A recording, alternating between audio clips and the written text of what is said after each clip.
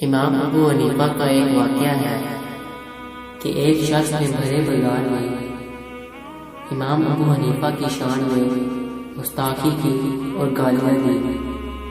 حضرت امام ابو حنیفہ نے غصے کو ضبط فرمایا اور اس کو کچھ نہیں کہا، اور گھر پر واپس آنے کے بعد ایک خوان میں کافی درہم دینار رکھ کر اس شخص کے گھر تشریف لے گئے۔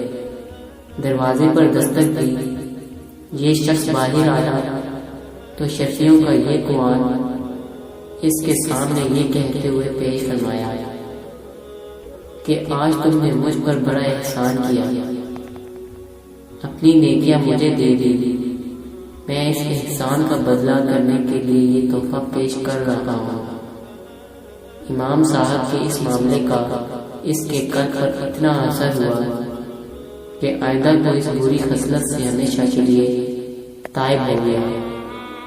حضرت امام صاحب سے معافی مانگی اور آپ کی خدمت اور صحبت میں علم حاصل کرنے لگا، یہاں تک کہ آپ کے شاگردوں میں ایک بڑے عالم کی حیثیت اختیار کر لی۔ یہ ان کا حسن سلوک ہی تھا کہ جس سے وہ اپنے مخالفین کی دلی حالتوں کو بھی بدل دیا کرتے تھے۔